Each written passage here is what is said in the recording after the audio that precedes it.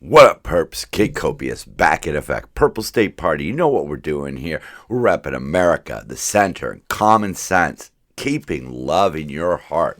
Wow, this is a real new experience to me. I'm not having to look into a camera. I'm recording my first podcast from a podcast seat, I guess. I don't know. All my other podcasts were coming off of a video that I shot. But, it's the dawning of a new age here. And, bear with me, and I think we could build something together. But, we'll see. All right, so the other day my daughter was talking about RFK and his plans for mental health and the fact that he opposes antidepressants, and that's something that concerns her. And the problem, as I told her, the problem is not the pills. It's what happens when you get off the pills, or if you refuse to take your medication. I remember one day in 5th grade, I was on Ritalin, and I forgot to take it in the morning. And there was a substitute teacher in one of my classes, and all of a sudden, I was just running around the room. I was jumping on desks. I was jumping on the teacher's desk. She finally grabbed me and sort of slammed me down in my chair. And as soon as I hit, I just slid under, and I took off running again. I was literally jumping from desk to desk.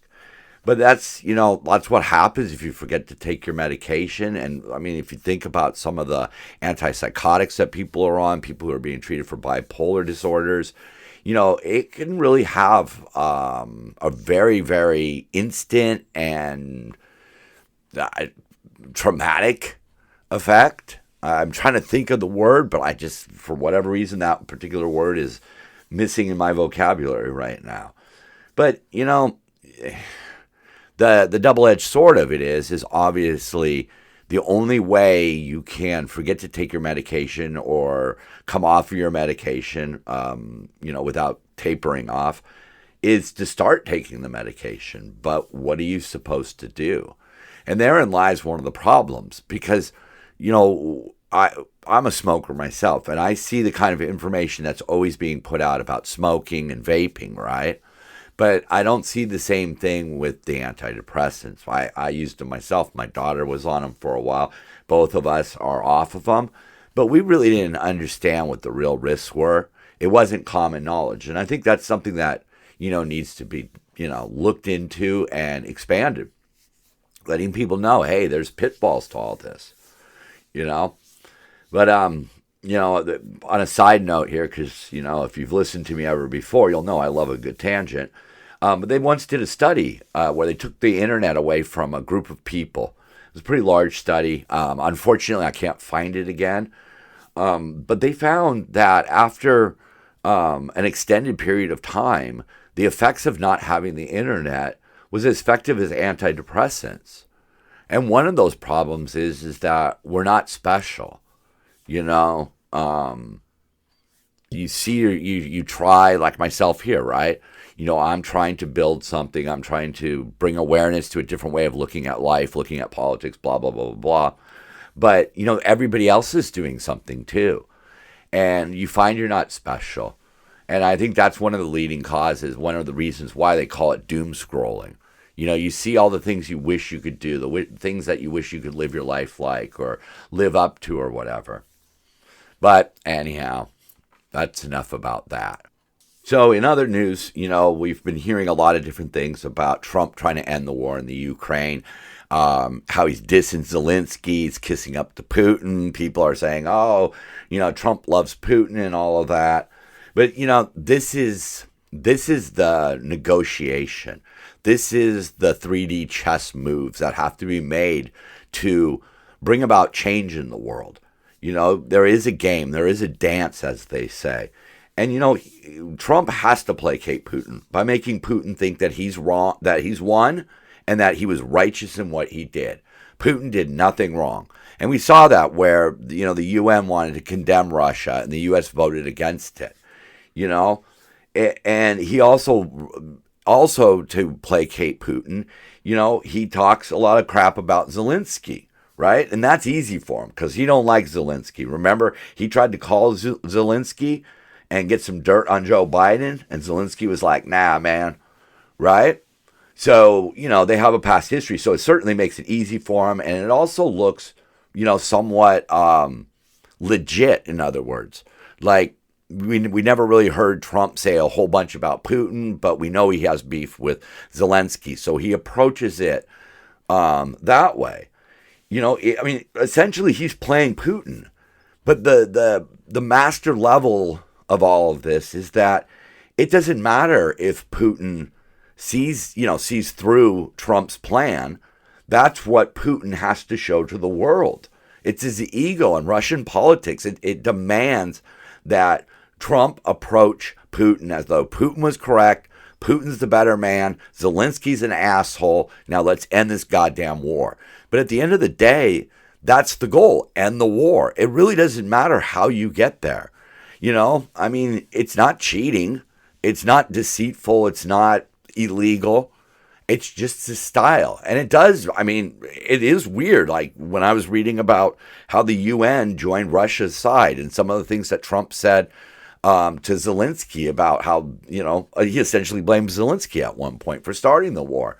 But, that's the game that has to be played.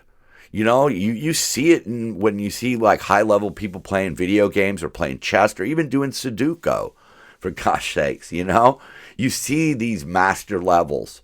And I'm not saying that Donald Trump is the Yoda of negotiations. These are textbooks maneuvers. And, hopefully it works, because at the end of the day, that's what's actually important.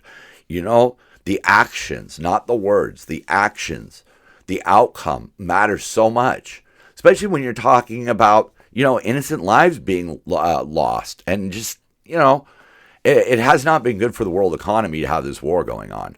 So, at the end of the day, save lives, save money, you got to do what you got to do.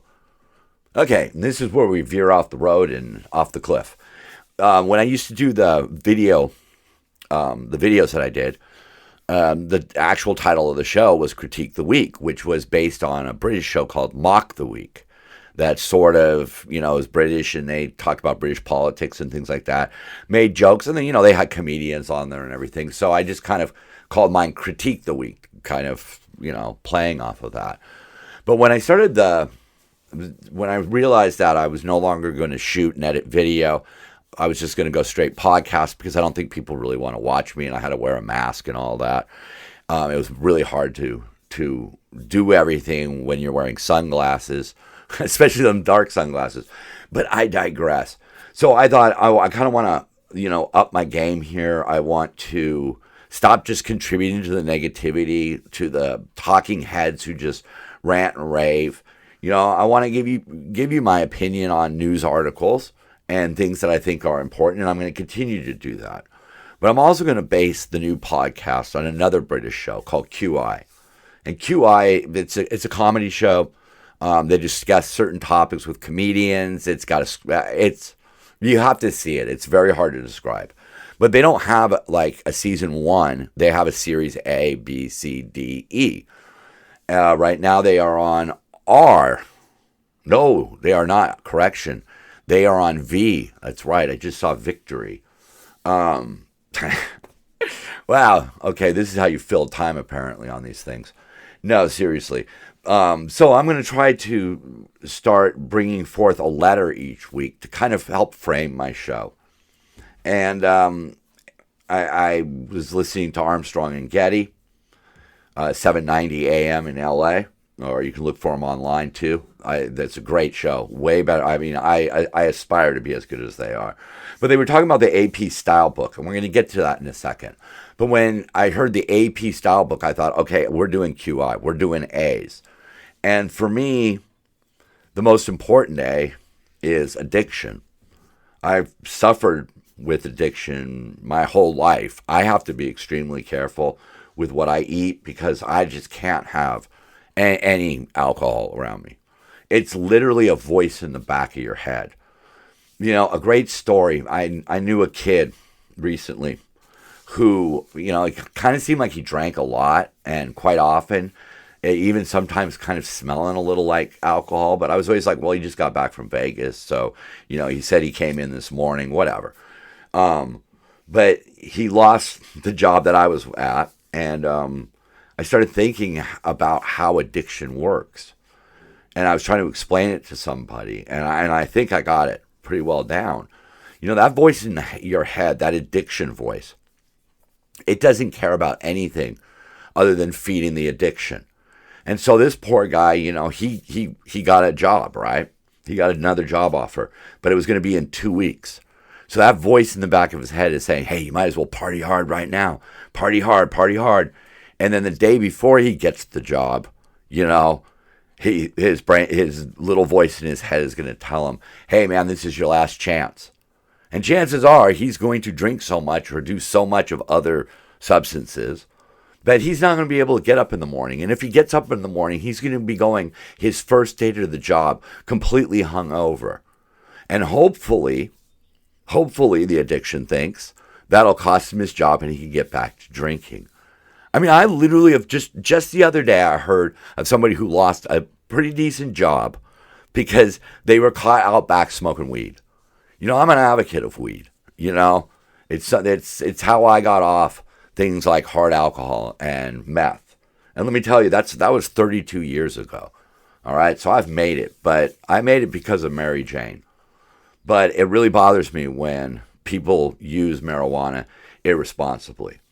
But that's not really the addiction I wanted to talk to you about. I had to put it out there. I want people to know who I am. I want to be an open book. But I saw something. I was watching a British show. It's set in South Africa. It's called Recipes for Love and Murder. It's a cozy type of mystery. It's got a little bit of an edge. But the two women were standing in an office, and a third woman walks in carrying a cardboard holder with 3 coffee cups in it. And one of the girls is like, you're a lifesaver. And in that moment, I remembered how in the old days, as we would say, the jokes were always about how bad somebody's coffee was. Because in every office, you just made your own coffee. And it got me thinking to how many of these like K-cup machines and Keurig machines that I see around in all of the offices that I go to. And I don't see like just regular coffee pots. The only time I'll ever see a coffee pot is like out in the warehouse, because I just smacked the mic. Somewhere along the line, we just decided that all of our coffee had to be made by somebody else. And it boggles my mind. We were talking a couple weeks ago about the price of eggs and how everybody's buying breakfast sandwiches now because they're already so addicted to driving and picking up coffee. It's bizarre. I mean, it really is just bizarre. I see it with my own daughter. The amount of money that she has spent on coffee it probably adds up to what I've spent. Well, I certainly never spent that amount of money on it when I was her age. Oh, man. But it really gets you to thinking just how addiction works. If you ever want to know how it works, that's kind of the way. You just you sell your soul to the coffee bean. But it goes hand in hand with what we see coming out of television, where they mold society. And that's why, parents have to be kind of careful about what people, their kids are watching. But yeah, hey, that was just something I wanted to share with you, and it started with A, so it kind of shoehorns in there. I'm sure it'll come up quite often because, it is, that's the saddest thing about addiction is, I beat mine, like I said, 32 years ago, and I still have to fight. I still have to look at ingredient labels. I have to be very careful about the people I associate, the places that I go, what I do. But, enough of that sadness.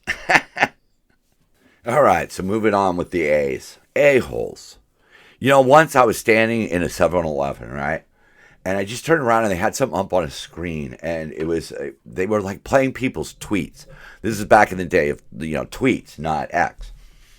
And the caption said, or not the caption, but the quoted tweet said, you could tell a lot about a man by how he reacts to a bee. And I thought, whoa.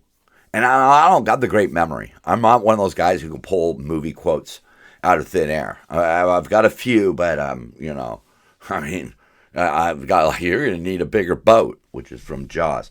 But I thought that was such an interesting way of looking at life because myself, I watch bees. I like to stand over bees and watch what they're doing. And sometimes I catch them and I'll hold them in my hand. I'll walk up to somebody. I'll just open it up. One time I had a bee on my shoulder. He just stayed with me. I was like outside working. And then I had to go inside to get some paperwork. And when the guy saw the bee, he jumped in his chair. And he's like, hold on, you got a bee. And I'm like, I know I've got a bee on my shoulder. He's my little friend. But enough about that. But going, kind of coming off of that whole idea of how you could judge a person by how they react to a bee. You can know a lot about a person by how they treat people like janitors, drive-through employees, security guards, ticket takers. The other night I was lucky enough to go to a really good show. It was Shauna Sarrett and Balu Brigada, and this security guard walks up to my daughter and literally gives her a coupon for free popcorn, which is marketing genius because it led to my son-in-law wanting a pot pie, right?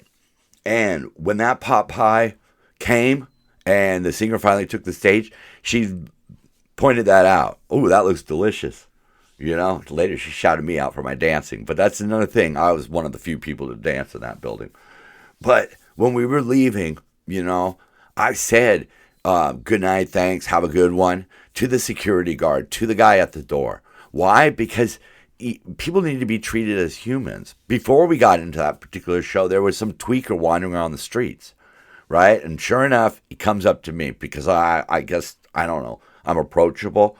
And we had a weird conversation. He was asking about the band, and he said to tell them something. I really couldn't make out what the heck it was all about. But at some point, there was Radiohead mentioned. But, that's just who I am. And I'm not saying like, oh, hey, I'm better. That's not my point. My point is that when people can't treat people that they see as beneath them with anything but contempt, that is one of the worst things in the world, man. That is one. If you feel like that, then I'm co-signing your hatred for these people. I lost a really good friend of mine. We had grown up together like since we were 2. And I just got tired of him always calling like everybody at the drive-thru, hey, you got that, chief? You got that, boss? Just demeaning them. If you know people like that, I've got one of those at work. And people love the guy. Because I guess they just buy his BS. But man, you hear somebody start telling like the ticket taker, like, thanks, chief. You hear that? Oh man, you just bolt from that person. Because that's I don't know. The next thing you know, they're going to be murdering hamsters. I don't know. That's just my little rant. Hey, look, we're feeling our way through this together. If you're still with me, thank you. I don't know how people do comments on Spotify. I don't think you can. But I do know that this podcast is up at YouTube. So, hey, if there's stuff you like, if there's stuff you don't like, I don't mind hearing about it. As long as it's constructive criticism. Ooh, that was a tongue twister. All right, so now we're at the AP Stylebook. Like I said earlier, this was on Armstrong and Getty, and they were talking about it. You think about like the rule books for like the NBA, PGA, NFL, whatever it is. You don't have to follow it, but it simplifies things. So you play like when you go golfing, you play by PGA rules. How many clubs you can have, what penalties to take, things like that, right? So this AP Stylebook, that's the Associated Press, all right? They have sort of a set of guidelines that most reporters are going to follow. Like when we had the George Floyd riots, they didn't want the word riot in there. That's why we had things like, what was that? The mostly peaceful protest, right? When you're talking about the, what happened with people that were at the border between Texas and Mexico, let's say, right? That they didn't want you to say, illegal immigration. They didn't want you to say we were having a border crisis. So, write your way around that. One of the craziest ones that they brought up was that you shouldn't say transgenderism because it makes it sound like it's a philosophy. This is the kind of craziness. That style book is what led to when them saying things like pregnant people, or another really weird one, which my daughter couldn't even explain to me, non-binary woman. Like, how can you say that you are non-binary but you're a woman? They're inventing these labels. That's the part that really bothers me, and I think that's kind of what the AP Stylebook is about: is creating these labels so that people put that little name tag on with the color coordinated so they know this is what I believe in, right? They want that. It's obvious. Here's a good example. This is based on a real news story. We're talking about the AP Stylebook. So, 70 blacks beheaded by MAGA. Cool. Yeah, you can run that. What about 70 gays beheaded by Christians? Yeah, that's perfectly acceptable. But the real headline is 70 Christians beheaded by Islamic supremacists. No, because that might cause Islamic phobia. And they are, by the way, supremacists. I mean, we like to the press sort of likes to label these people as, like hardline or, whatever, or not orthodox. I can't remember the word again right now, but that's what people are over there especially in certain countries. They think they are the supreme. They think they are the only way, right? But we don't want to offend them, AP. We want to be nice. Why? Because you're fearful? Or because you honestly believe this shit? Because you'll allow all kinds of attacks on other people. One of the most underreported thing was that on October 7th, that attack at the music festival, a lot of those people who were attacking were not necessarily part of Hamas. They were just regular old citizens who decided, we'll just join the crowd. But they don't want you to say that. They want to paint their own picture. And the problem with that is that when somebody paints a particular picture, you don't see the other side.